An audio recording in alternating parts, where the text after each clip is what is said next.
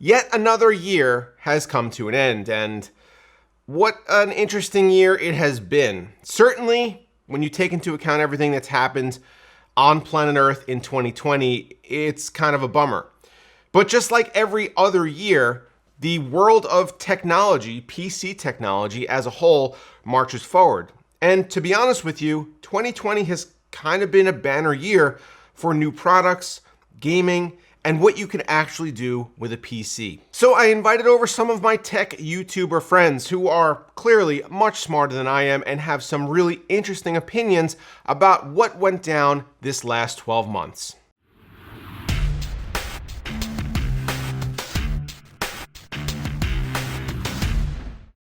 NZXT BLD is the simplest way to get a gaming PC without having to build it yourself. Just choose the games you want to play, set a budget, and the BLD configurator takes care of the rest. You can also choose a pre-configured system based on your needs, like their starter, streaming, or creator PCs, and with a low $99 build fee, their prices are super reasonable. All builds are backed by a 2-year parts and labor warranty, and yes, you can overclock your RAM. Check out the link below or head to letsbld.com for more information. First up, if you guys are new here to the channel, make sure you hit that subscribe button down there and that like button also. It definitely helps the channel out a ton.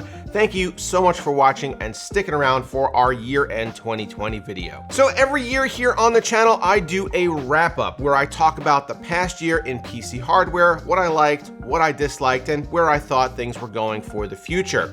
Last year, I invited on a few YouTuber guests, and that video was awesome. This year, we're doing the same thing, only I gave it a little twist. Just like last year, everybody who wanted to be involved in this project was assigned a category by me. So we're talking about CPU or GPU or case or whatever. But unlike last year, where I said, tell me about your favorite thing that came out in 2019, this year, I gave them much more free reign. So certainly talking about your favorite product of the past year is reasonable, and a lot of people did do that.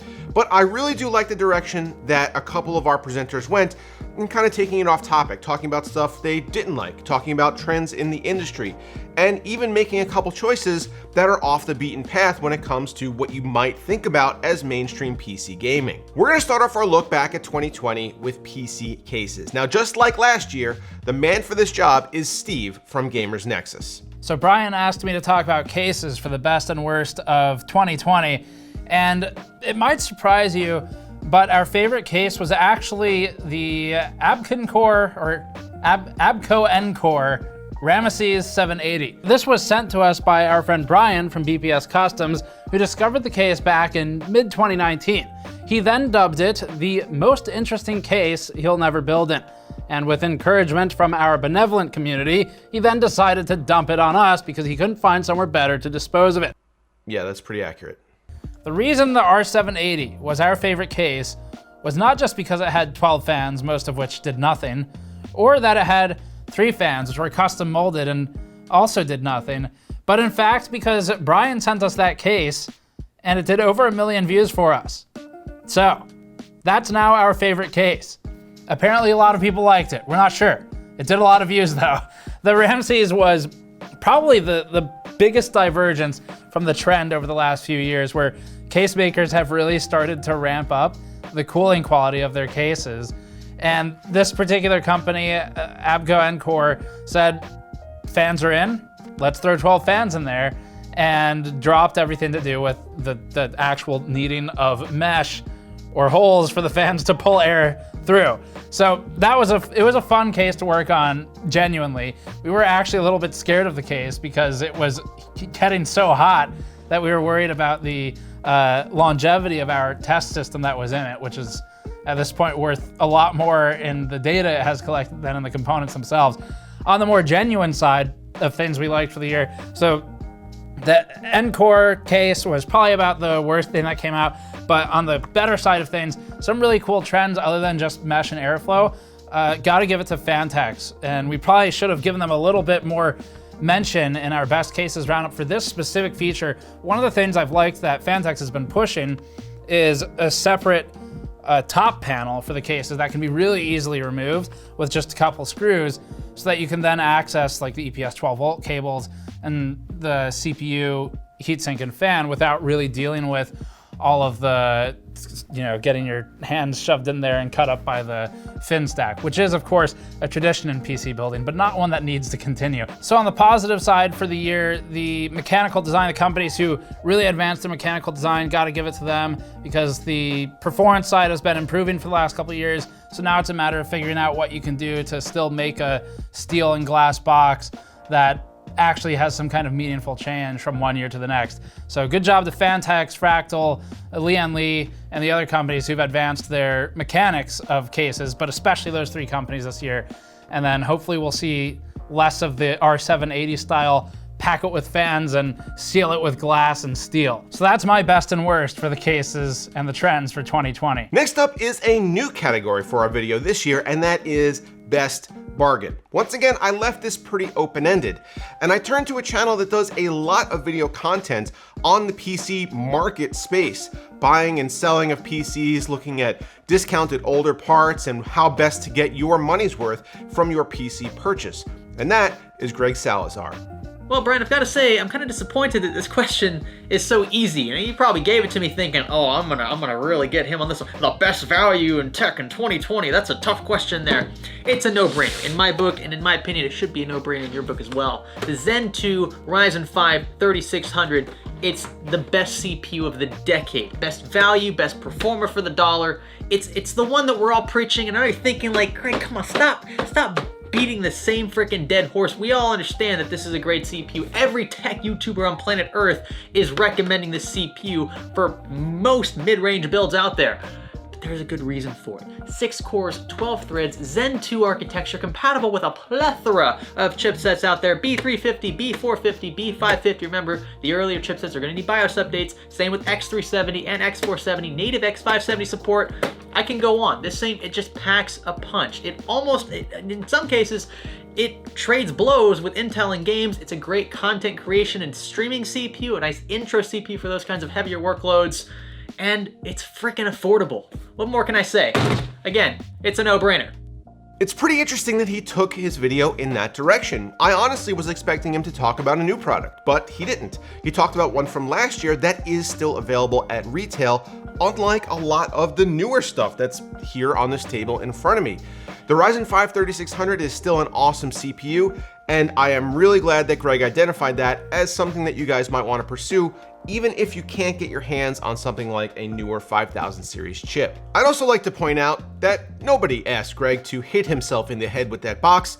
He did that on his own, but in all fairness, it is difficult sometimes to not hit yourself in the head when your head is that large. No Gregs were harmed during the filming of this video. Next up, we're going to shift our focus to something that everybody in the PC space needs and uses, and that's peripherals, specifically gaming mice. For that, I turn to a man who looks like some kind of an old-timey prospector and has the voice of a drunk guy trying to impersonate Batman, Brian Phillips of Badseed Tech. Yo, I'm Brian P. from Badseed Tech, and not nearly as handsome Brian asked me to come by today and talk to you guys about my favorite gaming mouse of 2020, which oddly was also my favorite gaming mouse of 2019. And that is the Viper Ultimate Wireless from Razer. It's been my longest running main, which is really saying something because I review and test a lot of mice on my channel. Solid, balanced, lightweight at 74 grams, really accessible shape, medium-sized frame with a low height. Feels really similar in hand to the classic Zowie FK1. It's also one of the few mice in the top tier that still has side buttons for left-handed users. It's got really high performance wireless and sensor technology, thick PTFE glides underneath, and these really fast optical switches under the triggers as opposed to the mechanical switches you find in most gaming mice. These have been reworked for 2020 for a more crisp and tactile feel. They've done a really good job with these. The wild card factor that really puts it over the top for me though is the charging dock. That seems insignificant, but when you're done playing for the day, you just drop your mouse on the charger and walk away. When you get back, you have a fully charged wireless mouse. Even with the recently released Model O wireless coming into market with a really aggressive price point and solid build quality, this remains the top performing wireless gaming mouse for me personally. Admittedly, I spend far more hours playing Call of Duty than any grown man should, but this is what I reach for when I really need to do some damage. Well, maybe not this exact limited edition one. It's far too nice for me to use every day, but definitely this one. If you want to know more or see how I arrived at the conclusion and see some of the competition in action, I just dropped a big video on the top wireless mice of 2020 over on the channel. Big thanks to the objectively not as attractive Brian for having me on today. Hope everybody has a safe and happy holiday, and until next time, stay up. I also wanted to get some fresh perspective on something that we don't often touch on a lot here on the channel, but one of my friends has an enormous amount of expertise in, and that is streaming gear. Streaming gear is becoming increasingly important in this world where everybody wants to get onto Twitch and or just needs something to do proper Zoom meetings with. So for that, we turn to Adam from EposVox. EposVox, the stream professor here, coming at you from my new studio space, which doesn't look like much of anything. In fact, I'm currently mopping concrete right now. That's how riveting things are going. But it will be pretty awesome very soon. But I wanted to share with you my I'm gonna cheat here a little bit, two best streaming products for 2020, as I think I would be remiss if I didn't mention both of them. The first streaming product that I'm mentioning as a best of 2020 is not actually the best at anything it does.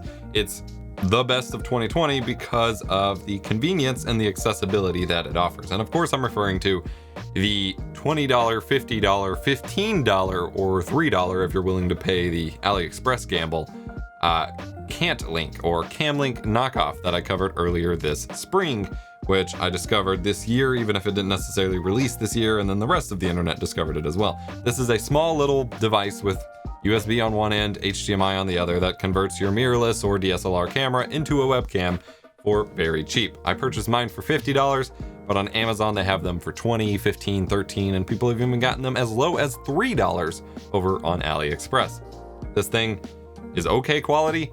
It works fairly well depending on which one you get, because it is remade by a bunch of no-name brands, and so quality control is all over the place, but you buy a few, ideally get at least one pretty good one, if not more, out of the bunch, and you've got a pretty decent capture card in a pinch, especially in a year where stock for every product is gone. My second best recommendation for 2020 is actually the best at something, and that is the Elgato Wave microphones. I hate to do a microphone, but really, this is a pair of USB microphones that actually, was produced in partnership with a high-quality audio company, Lewitt, and they sound wonderful. And despite being a USB microphone, it gives you a ton of flexibility because they ship it with software that basically allows it to emulate what a Go XLR does. So for those of you who just want to buy one audio product and not have to, worry about complicated, setup or anything like that, the Elgato Wave is probably the way to go. So those are my two picks for 2020. Let me know what you think or what your picks would be down below. I guess I shouldn't be doing calls to action for Brian's video, but he'll get over it. We have two big categories left, and that's CPU and GPU. First up, we're gonna take a look at GPUs, and I asked Wendell from Level 1 Techs to weigh in on this topic, and he presented to me a very interesting discussion, not only on what the best hardware of 2020 might be, but also where we're looking to in the future. Well, thanks for having me. GPU of the year. I feel like I've been trolled. There's no right answer. And on the one corner, we got the Tai Chi Radeon RX 6800 XT from ASRock, and we've also got the MSI GeForce RTX 3080 and the Supreme X, the 3080 versus the 6800 XT. I think the GPU of the year is the one that you can buy. See, things are getting weird because both of these cards deliver a pretty amazing experience at 4K. I mean, high resolution, high graphical fidelity, and they're not quite at feature parity. I mean, NVIDIA has DLSS 2.0, the AMD card is maybe a little more affordable, and depending on the game, it may have a little bit better performance, but that's going to be tit for tat over the lifetime of those cards as the drivers evolve. But I think the more interesting thing is that the other cards in the market, GPUs can only get less expensive from here. I mean, I don't know, but I think that's probably true. Because if you look at the visual fidelity, like how much can our eyeballs actually see, and it's starting to get into diminishing returns territory. Like the move from 720p to 1080p, unquestionably huge. I mean, just great, incredible performance. 1080p is a really popular resolution. 1080p is the most popular on Steam. Moving up from 1080 to 1440, okay, yeah, I can get behind that. This, looks pretty good. Moving from 1440p to 4K, it's less of a thing. And one other way that you know that it's less of a thing is that you have technologies like, Radeon image sharpening and DLSS 2.0 and other technologies which actually render at a lower resolution and then scale it up and then do some shenanigans to actually make it look good, rather than just, pure scaling. And that's kind of where we're headed, because the 8K resolution and then downsample to 4K, which is something like the 3090 is pushing. It's really not about the number of pixels that you're pushing, because that's not linear anyway. 1080p is not 4 times faster than 4K, which is what you'd expect if it was number of pixels.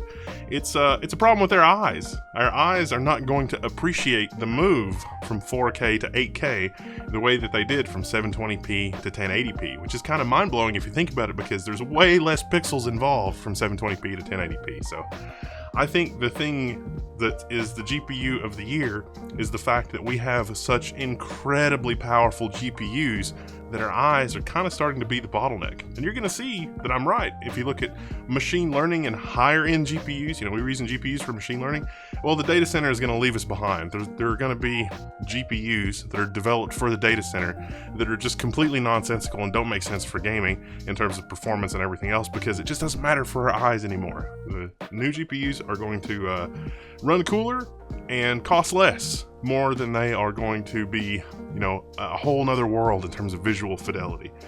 Ray tracing is going to continue to improve, because that's a whole other world in terms of visual fidelity, and not so much in terms of pixel increases. So I think pixel increases we're not going to see too much over the next few generations, but things that improve visual fidelity. But that's the sea change in the GPU industry. Last up, my friends from Hardware Canucks, Dimitri and Eber, sent me in separate videos discussing the state of the CPU market. Now, this year has been both great and terrible for CPUs. We saw the introduction of the Ryzen 5000 series of chips, which are phenomenal if you can buy them, which you can't. So I definitely appreciate a view on this topic that kind of gets around the availability issue, because both Dimitri and Eber had some really interesting thoughts about what their CPU of the year might be. Hello good people, I'm Dimitri with Hardware Canucks. Thanks to Brian for the invitation. My CPU of choice for 2020 is going to be an odd one, because I'm a PC user, but my gosh, what Apple has done with the M1 is really impressive. Not only from the performance side of things, but I feel like the power management and the efficiency of that chip is just insane.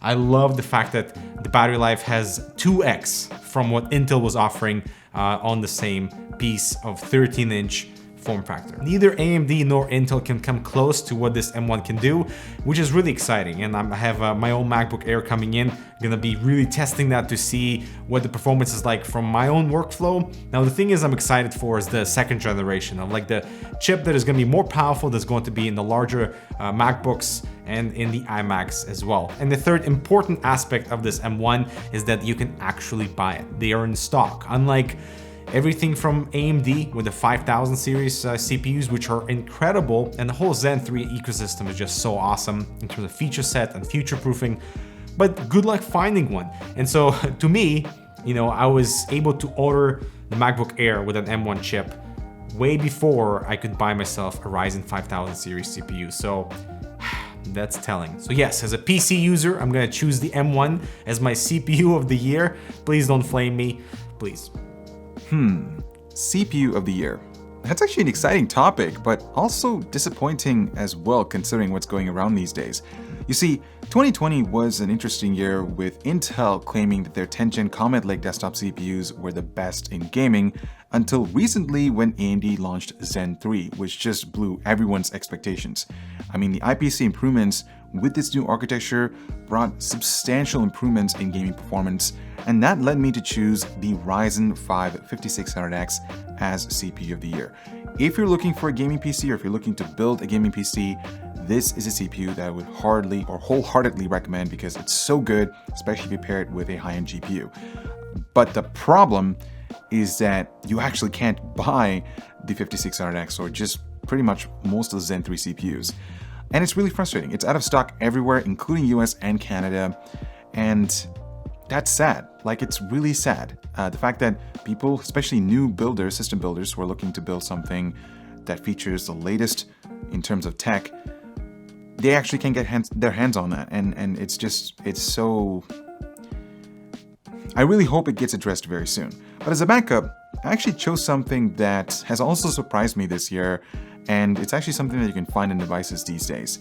It's the Ryzen 7 4700U. This is a U-series processor from AMD for thin and light laptops. It features 8 cores and 8 threads, and the performance you get out of this chip is absolutely amazing. If you're looking for strong multi-core performance in a thin and light form factor, and if you don't want to spend too much money, this will certainly not disappoint you. And the best part is that it's incredibly power efficient, which will certainly aid in longer battery life, and it goes to show what AMD has in store for us in 2021 when Zen 3 eventually gets rolled into notebooks, and I can't wait to test those out. Thanks again, Brian, for having me on the channel. And finally, we come to me. Sorry to disappoint you. What I'm going to talk about is brand or company of the year. And while it might be really easy to just slap that label on AMD, I'm going to go in a little bit of a different direction, but I do want to say a few words about what AMD has done this year. Clearly, they've taken over the CPU space. Intel is not really doing what it needs to on the technology front in order to keep up with what AMD is doing. They pushed forward in 2020 with the 5000 series of chips on not only instructions per clock, but also clock speeds, meaning that they not only have a production lead over Intel, but also now a gaming lead. They've taken over the entire PC space, and my Amazon affiliate sales list reflects this. I would say about 90% of CPUs that are sold through my links are AMD Ryzen chips. That's a crazy number, just considering that maybe 4 years ago, nobody bought AMD at all and everybody was all in on Intel. AMD also advanced their graphics front for the first time in quite a long time, getting themselves out of their own muck and presenting a true high-end graphics option to compete with NVIDIA. Now, NVIDIA themselves did push the market forward. Their 3070, 3080, 3090 Ampere series of cards are truly excellent. However, AMD undercuts them on price, and they seem to be in a more consumer-friendly place right now. So overall, 2020 was a banner year for AMD, but I'm not going to give them Company of the Year. That would be too easy. I'm actually going to give it to EVGA. The reason I'm going to give this to EVGA is because they recognized the extreme problem with supply and availability issues of the new Ampere series of graphics cards. And rather than wait for retail partners to solve this problem on their own, which they clearly have absolutely no handle on, EVGA implemented their own sales system to completely remove people's anxiety over waiting to click refresh on a web page to get one of their cards. What they did was they just made a queue system. They sell the cards through their own website, you sign up through there, you put your email in, and when your card is ready, they email you when you're next up on the list, and then you have, I think it's an 8-hour window to log on and buy it. That's fantastic. It's simple, it's easy, it gets around the problem of bots, and it lets people get their hands on the newest technology without having to stress out about being at their PC all the time and constantly refreshing a page for something that they might not ever get. Now, is this completely revolutionary? No. But compared to almost every other brand out there, when looking around on Twitter and people complaining about Ampere and 30 series availability and they can't get their hands on a 3080, inevitably, there'll be a bunch of people complimenting EVGA saying, this is the only card that I could get my hands on because I signed up for your system. And that is really interesting, really simple, and honestly, a little bit innovative on EVGA's part. It's very consumer friendly, and that is a reason that I'm going to give them Company of the Year. They also make some really awesome versions of NVIDIA's new Ampere stuff. And as one of the smaller AIBs out there, it really would have been easy for them to just sit back and let the market dictate the prices on their cards through scalpers and eBay and whatever else. They didn't do that, and I applaud them for it. That is our 2020 year in review. What did you guys think? Do you have differing opinions? Do you want to weigh in on any of these topics? What did you think about our guests here on the channel? I want to say a big thank you to everybody who contributed to this video. That's Ebert and Dimitri from Hardware Canucks. That's Steve from Gamers Nexus, Greg Salazar from Salazar, Adam from EposVox, even Brian P. from Badseed Tech, I'm gonna say, I guess, thank you to, and Wendell from Level 1 Techs. This video would not have been possible without you guys, and you guys are awesome. Thank you so much for watching. Tune in next week where we're going to do our Viewers' Choice 2020 PC, voted on by you guys, the fans. Again, get subscribed if you are not already, and I will see you next time.